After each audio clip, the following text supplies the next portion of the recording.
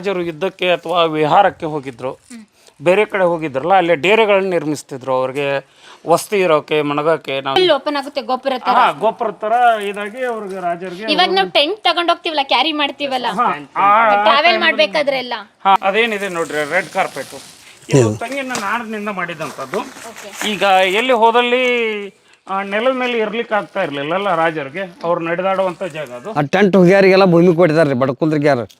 ಅವ್ರ ಸ್ಪೆಷಲ್ ಹುಗ್ಯಾರ ಬೇರೆ ಬರ್ತಾರ್ರಿ ಅವ್ರಿಗೆ 10 ಎಕರೆ ಜಮೀನು ಕೊಟ್ಟಿದಾರ್ರಿ ಅವ್ರಿಗೆ ಮಾಡಾರಿಗೆ. ರಾಜರಿಗಿಂತ ಮುಂಚೆ ಆ ತಂಡ ಹೋಗಿ ಅಲ್ಲಿ ವಸತಿ ಉಳಿದಾಗ ಹಿಂದಿನ ಟೆಂಟ್ಗಳನ್ನು ಮುಂದೆ ಕ್ಯಾರಿ ಮಾಡ್ತಿದ್ರು. ಅಷ್ಟು ಫಾಸ್ಟ್ ಆಗಿದ್ರು. ಈ ರೀತಿ ಇದರಲ್ಲಿ ಇದ್ದಿಲುಗಳನ್ನು ಹಾಕಿ ಹೀಟ್ ಕಾಸ್ಕೊಳಕ್ ಮಾಡ್ತಾ ಇದ್ರು.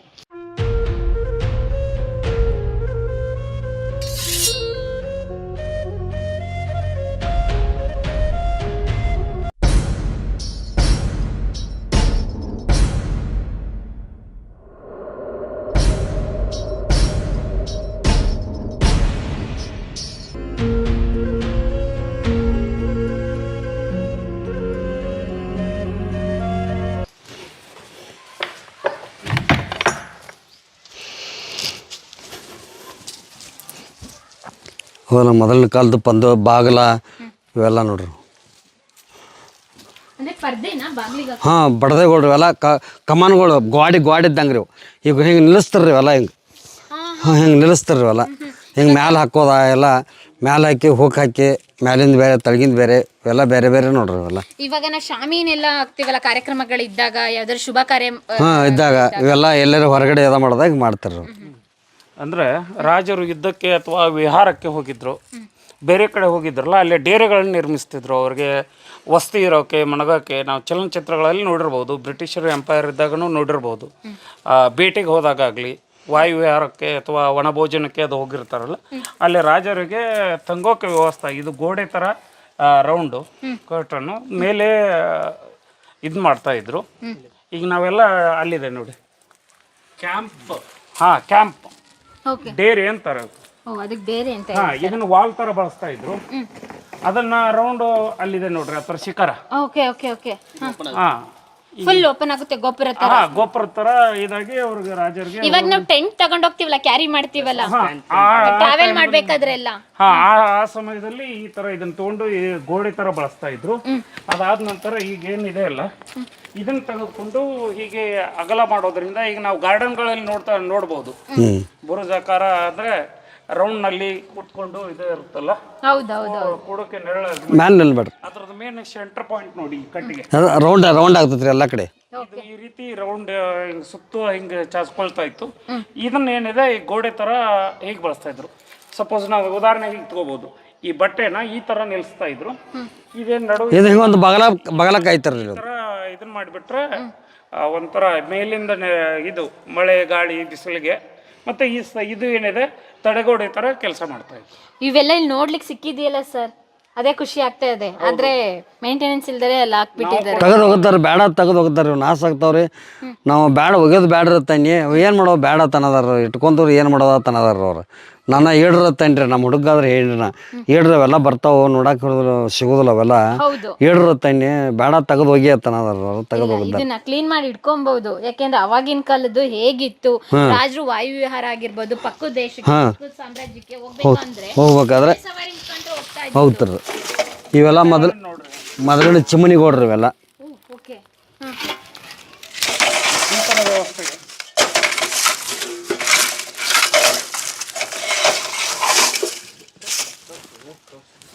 ನೀವೆಲ್ಲ ಮೊದಲಿನದು ಅಲ್ಲಿ ಮ್ಯಾಲೆ ತೆಗೆದು ಹೋಗಿದ್ದೆ ಇದೆಲ್ಲ, ಇಂಥವಿದ್ದೆಲ್ಲ ತೆಗೆದು ಹೋಗಿದ್ದೇನೆ ಎಲ್ಲ ಹೋಗಿದ್ದೆ. ಅದು ನೋಡಿ ಕಾರ್ಪೆಟ್ ಇದೆ ನೋಡಿ, ಜೂಟ್ ತೆಂಗಿನ ನಾರಿನಿಂದ ಮಾಡಿದ್ದಂಥದ್ದನ್ನ ಇದನ್ನ ನೋಡಿದ್ವಿ. ಇದನ್ನ ಗೋಡೆ ಥರ ಬಳಸ್ತಾ ಇದ್ರು ಸುತ್ತುಗಡೆಗೆ ರಕ್ಷಣೆಗೆ.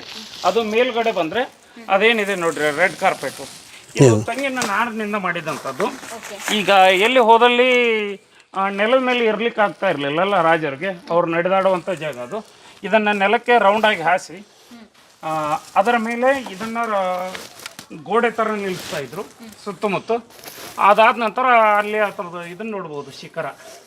ಈ ರೀತಿ ಚಾಚ್ಕೊಳ್ಳೋದ್ರಿಂದ ಅವ್ರಿಗೆ ಡೇರೆ ಒಂದು ಸುರಕ್ಷಿತ ಸ್ಥಾನವನ್ನು ನಿರ್ಮಿಸಿ ಅದರ ಸುತ್ತಮುತ್ತ ಕಾವಲ ನಿಲ್ತಿದ್ರು. ಅದರಲ್ಲಿ ಅವ್ರಿಗೆ ಏಕಾಂತವನ್ನು ಒದಗಿಸಿ ರಾಜ ಆದ ನಂತರ ಅವರು ಸಾಮಾನ್ಯರ ಥರ ಹೊರಗಡೆ ಇರೋಕ್ಕೆ ಸಾಧ್ಯ ಇಲ್ಲಲ್ಲ, ಹೌದು. ಅವ್ರಿಗೊಂದು ಪ್ರೈವಸಿ ಬೇಕು.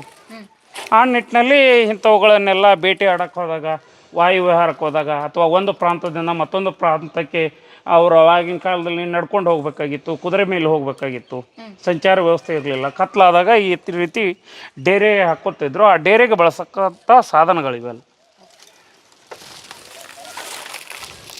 ಅಂದ್ರೆ ಅವಾಗ ವೆಹಿಕಲ್ ವ್ಯವಸ್ಥೆನ ಹಾಗೇನೆ ಇದ್ದಲ್ವಾ ಸರ್? ಸಾರಥಿಲಿ ಹೋಗ್ಬೇಕಾದ್ರು, ಸೋರಟಲ್ಲಿ ಹೋಗ್ಬೇಕಾದ್ರು ಕೂಡ ಒಂದು ಪ್ರದೇಶದಿಂದ ಮತ್ತೊಂದು ಪ್ರದೇಶಕ್ಕೆ ಹೋಗಿ ತುಂಬಾ ಸಮಯ ಹಿಡಿತಾ ಇತ್ತು. ಮಧ್ಯದಲ್ಲಿ ಎಲ್ಲಾದ್ರೂ ಅವರು ತಂಗುದಾಣ ಮಾಡ್ಕೊಳ್ತಾ ಇದ್ರು. ಕುದುರೆ ಮೇಲೆ ತಗೊಂಡು ಹೋಗ್ತಾರೆ. ಸೈನಿಕರೆಲ್ಲ ಇದನ್ನ ಕ್ಯಾರಿ ಮಾಡ್ತಾ ಇದ್ರು. ರಾಜ ಮುಂದೆ ಹೋದ್ರೆ ಹಿಂದೆ ಎಲ್ಲ ಸೈನಿಕರೆಲ್ಲ ಇದನ್ನ ಕ್ಯಾರಿ ಮಾಡ್ಕೊಂಡು ಹೋಗಿ ಇಲ್ಲಿ ಉಳ್ಕೊಳ್ತೀನಿ ಅಂದಾಗ ಸಡನ್ ಆಗಿ ಒಂದ್ ಸ್ವಲ್ಪ ಕಾಲಾವಕಾಶ ತಗೊಂಡು ಇದನ್ನೆಲ್ಲ ನಿರ್ಮಾಣ ಮಾಡ್ತಾ ಇದ್ರು, ಟೆಂಪ್ರವರಿ ಮನೆ ಅಂತ. ಇವಾಗ ನಾವು ಏನು ಟೆಂಟ್ ಹಾಕ್ತಿವಿ, ಇಲ್ಲ ಟ್ರಾವೆಲರ್ಸ್ ಎಲ್ಲ ಇವಾಗ ಬಂದಿದೆ, ಕ್ಯಾರಿ ಮಾಡ್ತಾರೆ ಬ್ಯಾಗ್ ಅಲ್ಲಿ ಇಟ್ಕೊಂಡು. ಅವಾಗ ಇಷ್ಟು ದೊಡ್ಡದಾಗಿ ಇದ್ ಮಾಡ್ತಾ ಇದ್ರು. ಈಗ ಒಂದು ಎತ್ತರ ಅದು ಬಾದ ಆಗೈತ್ರಿ.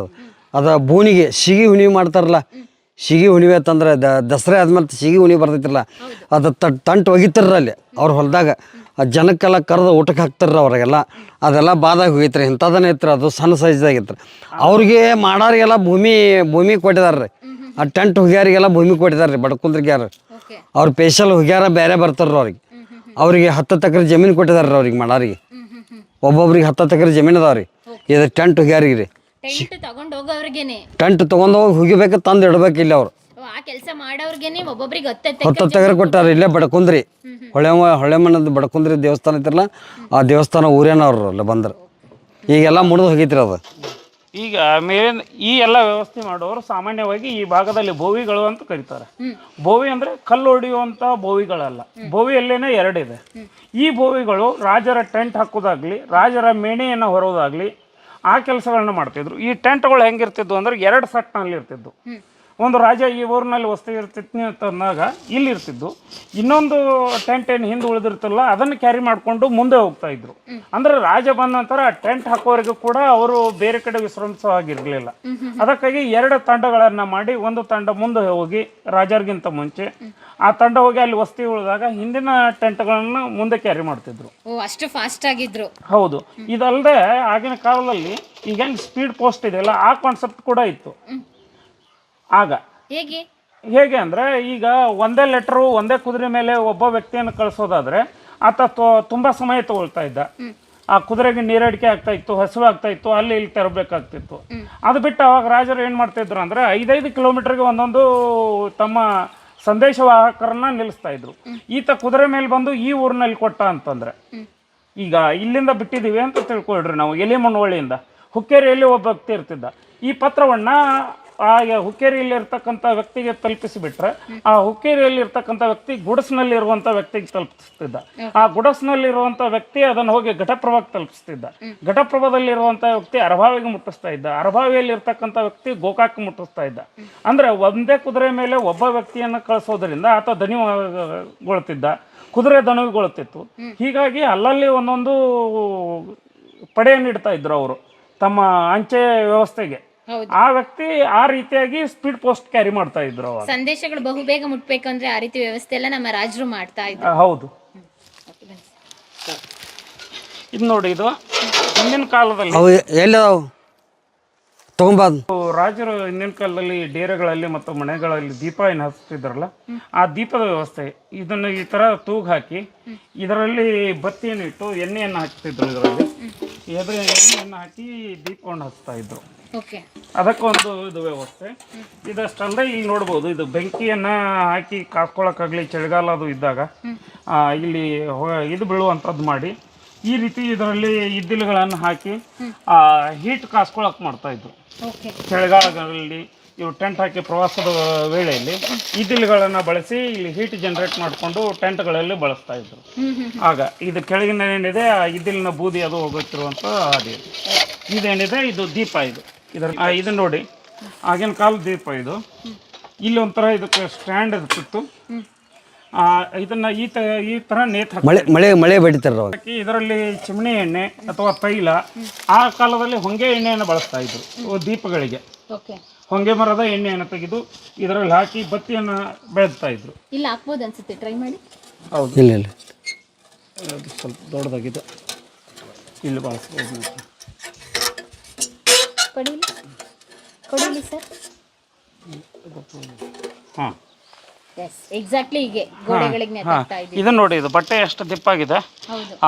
ಇಲ್ಲಿ ಓದಾಕ್ತಾರ ಅವು ಸುತ್ತಲ ಕಟ್ತಾರಂತಾವ ಅಂತಾವು. ಅದ ಇದೆಲ್ಲ ಲೆದರ್ ನೋಡ್ರಿ. ಎಷ್ಟು ವರ್ಷ ಆದ್ರೂ ಹೆಂಗಿದೆ ಸರ್? ಹಾಂ, ಇದು ಲೆದರು. ಆನಂತರ ಇದು ನೋಡ್ರಿ, ಇದು ದಪ್ಪಣೆಯ ಖಾದಿ ಬಟ್ಟೆ ನೋಡ್ರಿ. ಅಜ್ಜಾರ ಇದು ಎಷ್ಟು ವರ್ಷ ಹಿಂದಿಂದು? ಈಗ ಅವಾಗಿಂದರದ ಎಲ್ಲ ಅದು, ರಾಜರ ಕಾಲದ ಎಲ್ಲ ಆಗಿನ ಕಾಲದ ಎಲ್ಲ ಅದು. ಓಕೆ, ಒಂದು 300 ವರ್ಷ ಆಗಿರ್ಬೋದಾ? ಹಾಂ, ಅಷ್ಟು ಆಗಿರ್ಬೇಕ್ರಿ, 300 ವರ್ಷ ಆಗಿರ್ಬೇಕ್ರಿ. ಅವ್ರು ತಂದ ಅಲ್ಲಿ 300 ವರ್ಷ ಆಗಿರ್ಬೇಕ್ರಿ ಅವ್ರು ಅಲ್ಲಿ ತಂದ. ಇಲ್ಲಿ ಕೂಡ ಅದರ ಬಟ್ಟೆಗಳು ಬಿದ್ದಿದಾವೆ ನೋಡ್ರಿ, ಟೆಂಟು. ವೀಕ್ಷಕರೇ, ನಾವಿವಾಗ ಟ್ರೆಕ್ಕಿಂಗ್ ಮಾಡಬೇಕಾದ್ರೆ, ಟ್ರಾವೆಲಿಂಗ್ ಮಾಡಬೇಕಾದ್ರೆ ಅಥವಾ ಸೋಲೋ ಟ್ರಾವೆಲಿಂಗ್ ಮಾಡಬೇಕಾದ್ರೆ ಎಲ್ಲ ಕೂಡ ಕ್ಯಾಂಪ್ ಹಾಕೋದಕ್ಕೆ ಅಂತ ಹೇಳಿ ಟೆಂಟ್ಗಳು ತಗೊಂಡು ಹೋಗ್ತೀವಿ. ಡೆಕೋತ್ಲಾನಲ್ಲೆಲ್ಲ ಸಿಗುತ್ತೆ, ನೀವು ನೋಡ್ಬೋದು. ಮಿನಿಮಮ್ 4000 ಹಿಡಿದು 25-1 ಲ್ಯಾಕ್ವರೆಗೂ ಇರುತ್ತೆ. ಆವಾಗ ರಾಜರ ಕಾಲದಲ್ಲಿ ರಾಜರು ಒಂದು ಪ್ರದೇಶದಿಂದ ಇನ್ನೊಂದು ಪ್ರದೇಶಕ್ಕೆ ಪ್ರವಾಸ ಮಾಡಬೇಕಾದ್ರೆ, ಮತ್ತು ಬೇಟೆ ಆಡಬೇಕಾದ್ರೆ, ವಾಯು ವಿಹಾರ ಹೋಗ್ಬೇಕಾದ್ರೆ, ವಿಶ್ರಾಂತಿ ಪಡಿಬೇಕಾದ್ರೆ, ಎಲ್ಲಾದರೂ ಕಾಡಿಗೆ ದಟ್ಟಾರಣ್ಯ ಪ್ರದೇಶಕ್ಕೆ ಹೋಗ್ಬೇಕಾದ್ರೆ ಯಾವ ರೀತಿ ಟೆಂಟ್ ವ್ಯವಸ್ಥೆ ಇತ್ತು ಅನ್ನೋದಕ್ಕೆ ಇಲ್ಲಿ ಇದೆಯಲ್ಲ, ಇದೇ ಸಾಕ್ಷಿಯಾಗಿದೆ.